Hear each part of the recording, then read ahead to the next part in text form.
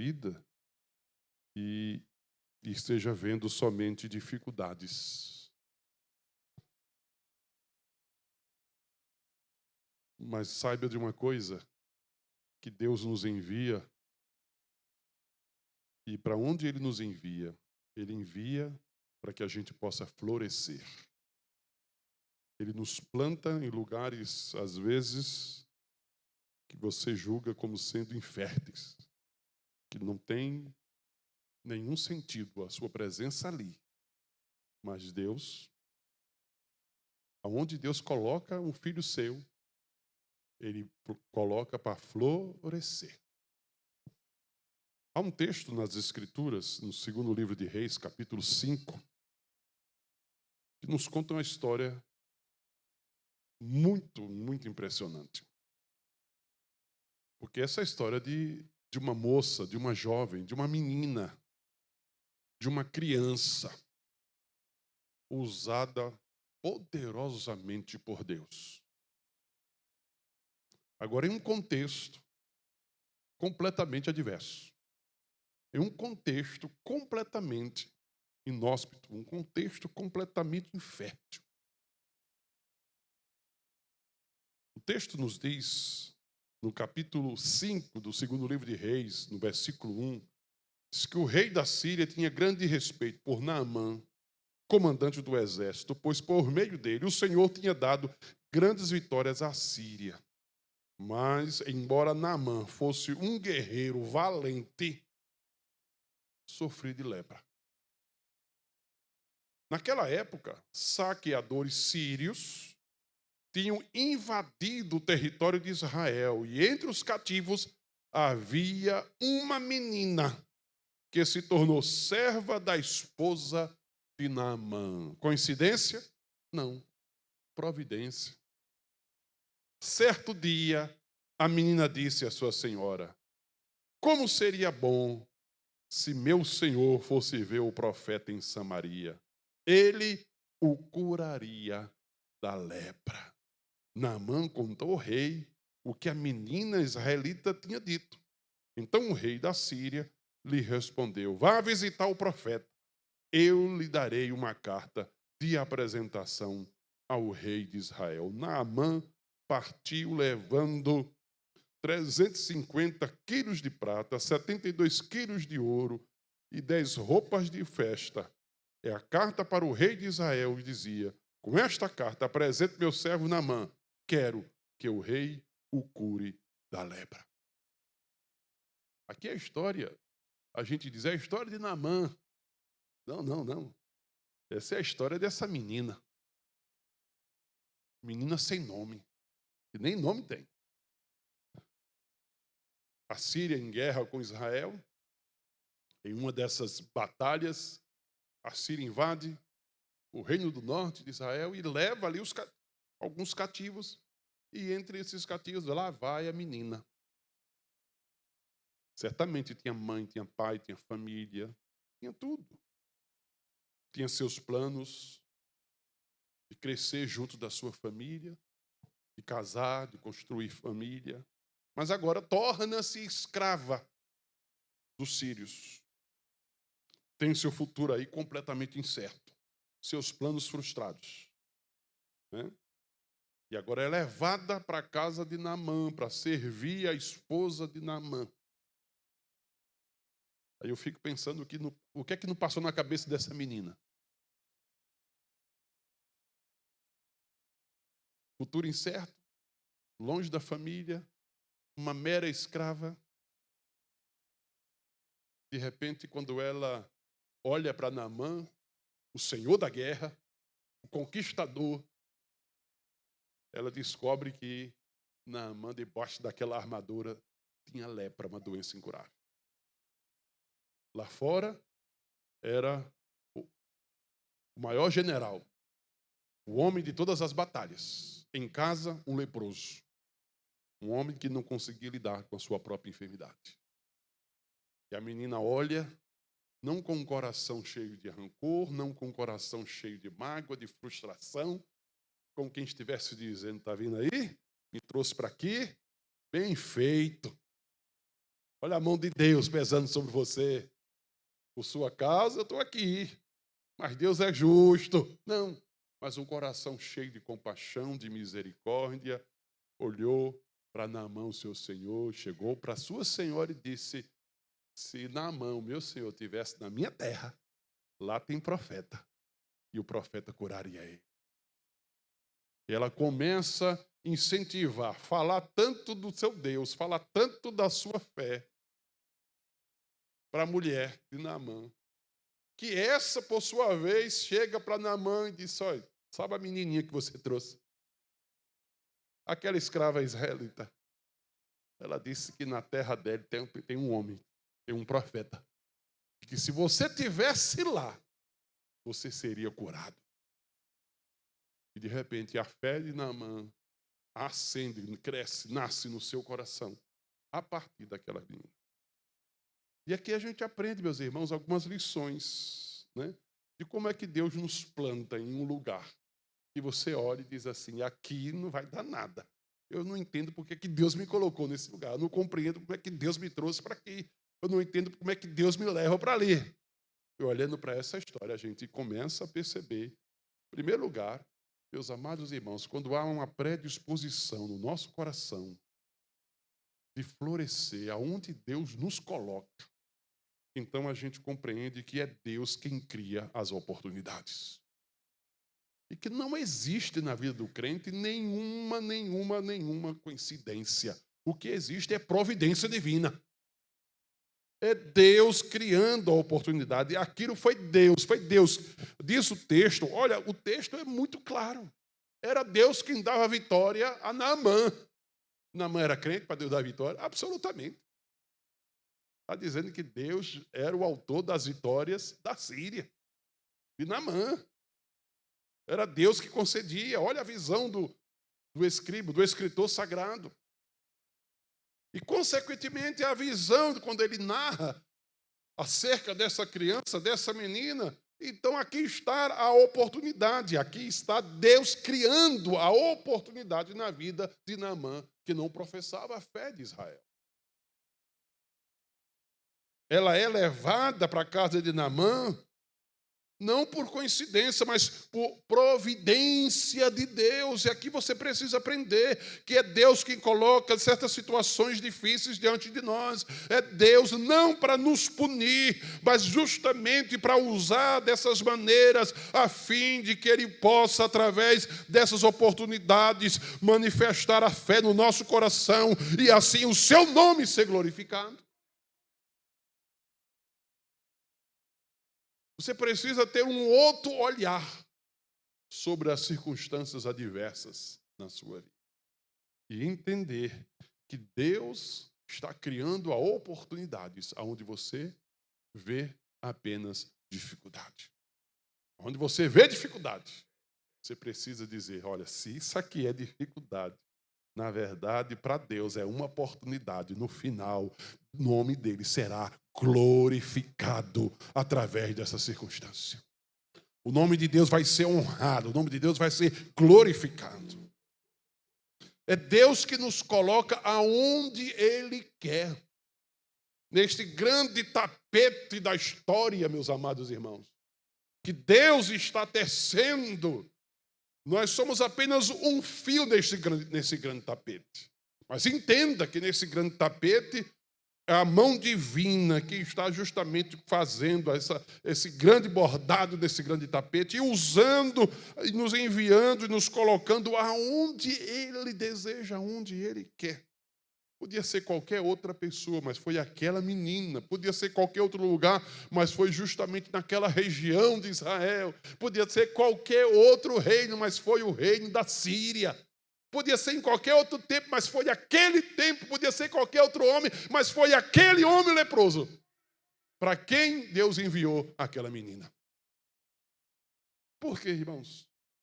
Porque, de fato, Deus nos envia para onde Ele quer. Não vá questionar Deus, não. Não vá dar uma de Jonas na sua vida. Simplesmente comece a entender isso.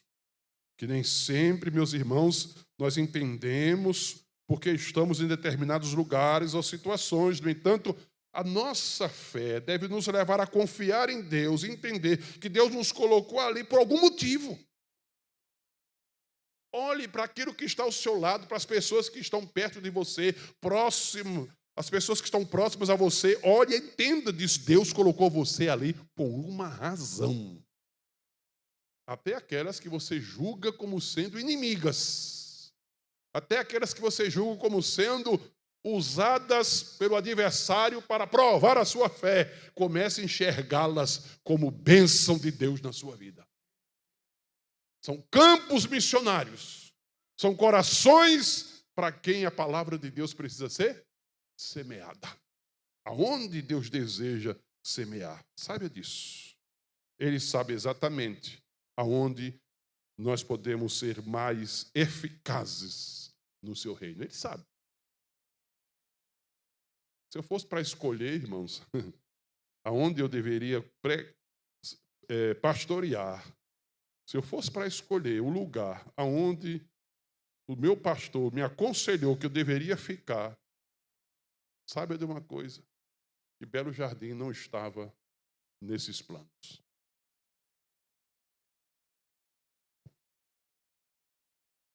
Ou você acha que você acha que há quase 40 anos atrás a gente conseguia enxergar tudo isso?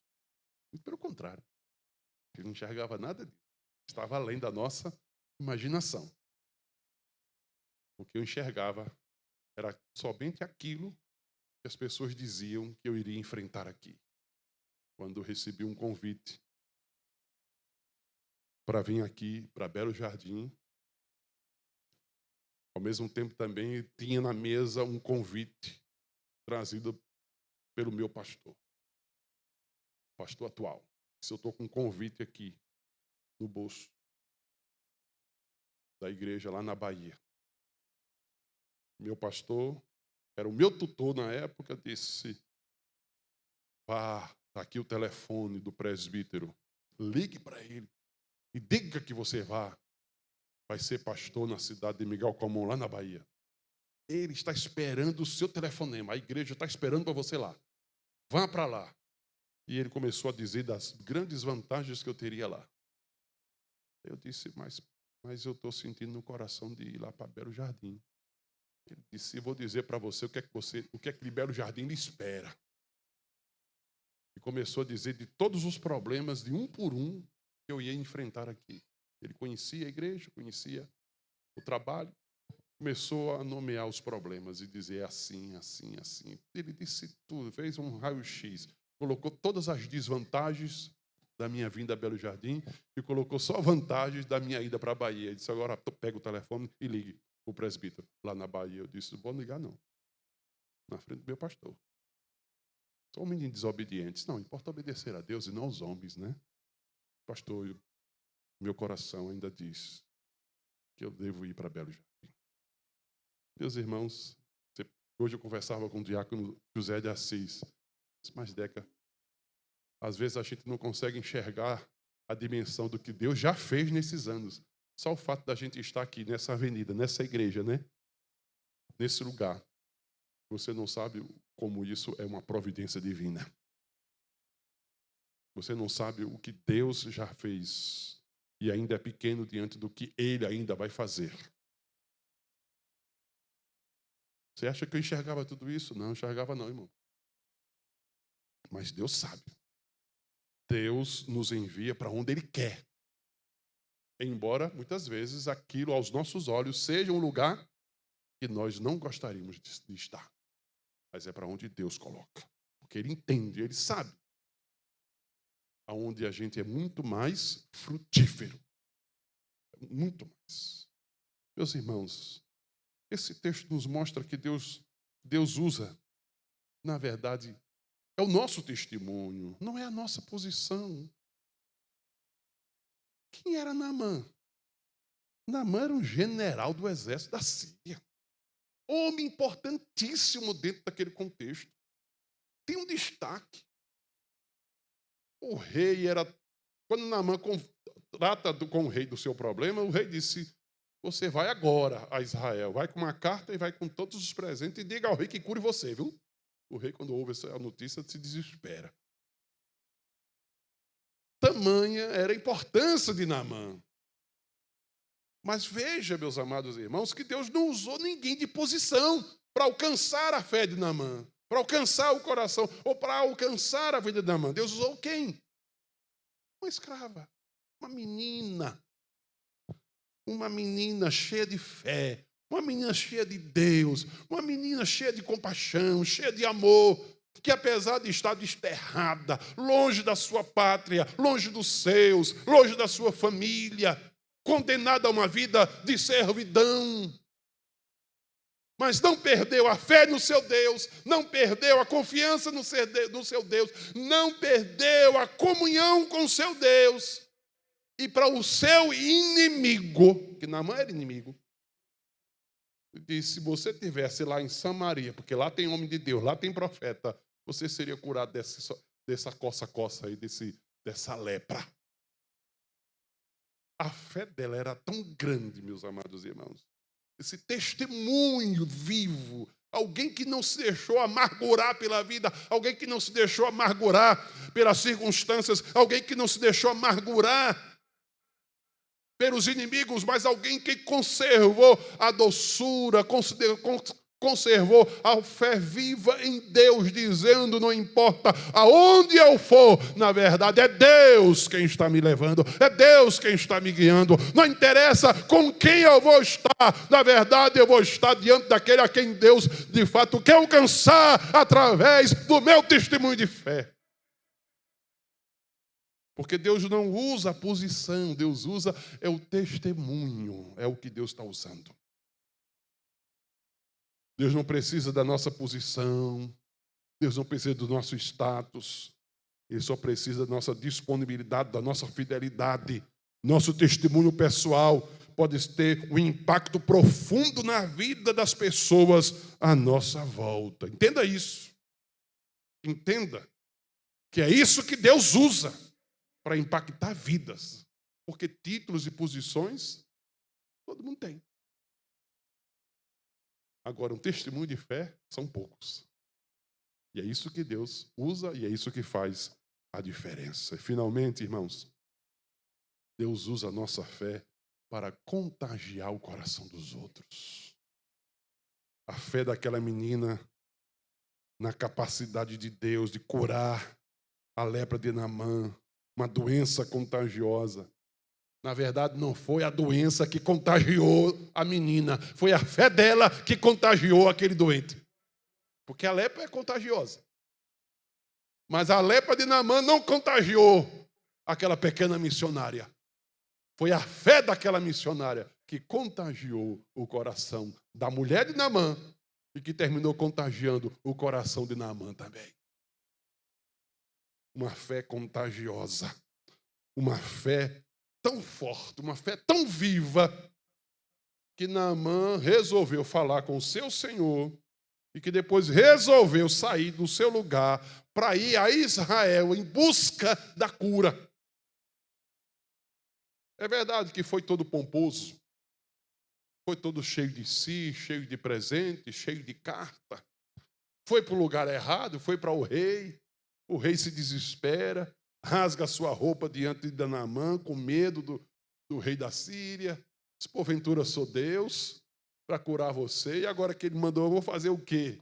O profeta, quando soube daqueles, manda ele vir para cá, manda ele vir, e quando ele chega diante do profeta, cheio de ouro, cheio de presentes, tentando comprar a bênção divina, o profeta nem desce, nem chega para estar com ele, só manda um recado, e diga a ele que vá lá no Jordão, dê 7 mergulhos, só isso. Naamã fica revoltado, orgulhoso. E se os rios da minha cidade não são melhores do que esse? Eu pensei que ele vinha aqui fazer algum cerimonial, não fez nada. Fica todo cheio de orgulho, cheio de pompa, cheio de si, e cheio de revolta. E é aconselhado pelos seus servos, dizendo: mas meu senhor, ele no profeta não disse nada difícil. É fácil demais. Já que a gente está aqui, vamos fazer. E ele vai. 7 mergulhos. No 7º, a pele de Naamã estava limpa como de uma criança, diz a Bíblia.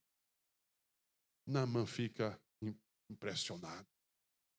E volta ao profeta e tenta. E o profeta disse, não quero nada. Ele disse, tudo bem, o senhor pode não querer, eu só quero uma coisa.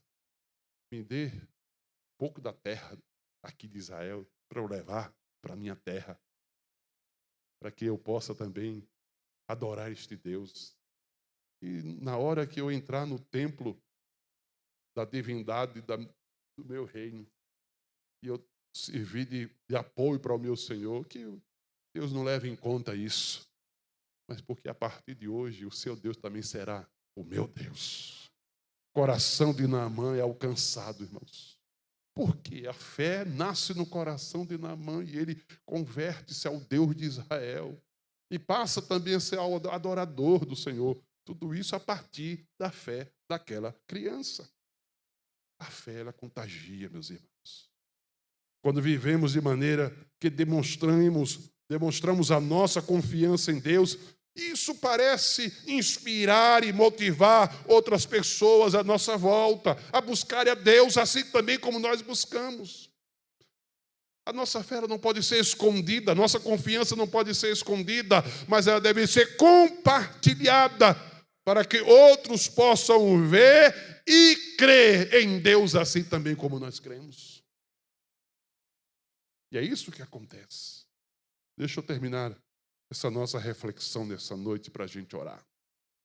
Em primeiro lugar, irmãos, olhe para as oportunidades, olhe para as dificuldades.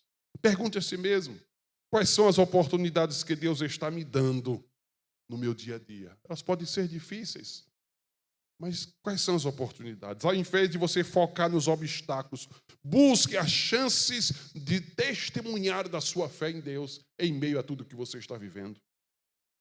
Segundo, confie no propósito de Deus. Lembre-se que mesmo quando os caminhos de Deus não são tão claros, Ele tem um plano. Saiba disso. A Bíblia diz que Deus tem o seu caminho na tormenta. Então mantenha a sua fé em Deus. Sabe que Ele está no controle de todas as coisas. E Ele coloca você aonde você é necessário para cumprir um propósito. Confie no propósito divino. Valorize o seu testemunho. Não subestime o poder do seu testemunho pessoal. Compartilhe de como Deus tem trabalhado na sua vida. Muitas vezes é através das nossas histórias pessoais que Deus alcança e toca no coração de outras pessoas. Então compartilhe, mostre para as pessoas que estão à sua volta o que Deus está fazendo na sua vida, o que fez, está fazendo na sua casa. Fale, dê testemunho, abra sua boca, compartilhe da sua fé. Seja ousado em falar da sua fé. Não esconda que você é crente. Não tenha medo, não esconda. Mas se eu disser que eu sou crente aqui, eu vou ser perseguido. Amém. Se tem uma coisa que Jesus nunca enviou, foi crente e agente secreto. Pode ter crente de toda espécie, mas agente secreto no reino dele não existe. Pelo contrário. Aonde Ele nos envia para darmos testemunho. Não podemos deixar de falar das coisas que vimos e ouvimos. Sua confiança em Deus pode ser a luz que outros precisam para encontrar também esse Deus e ter esperança na vida. Sabia disso? Que às vezes a sua fé em Deus, o seu testemunho de fé, pode ser a luz que outras pessoas desanimadas, desesperadas, estão precisando ver, enxergar em você. E através desse seu testemunho. Então, através da sua fé compartilhada, outros vão sendo alcançados pelo reino de Deus. Ontem estávamos no aniversário da irmã Lúcia, não foi, irmã Lúcia? Como sempre, comida de fole, né? Estávamos lá e daqui a pouco chega sua cunhada, né, que aproxima da mesa da gente. E ela começou a conversar. Irmã Silvaneide. Né? Alguns aqui conhecem a irmã Silvaneide, que é casada com o irmão Marquinhos. Né? Irmã Silvaneide, ela trabalhou aqui na NATO, trabalhou em outra empresa. Agora ela está trabalhando aonde? Na Favorito. Na NATO,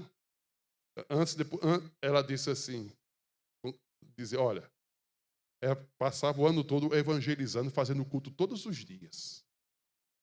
Uma vez no ano, quando fazia aniversário, ela ia ao chefe dela, ao gerente dela, e disse, hoje vai ter o aniversário do culto que a gente faz aqui. Eu quero que você dê a permissão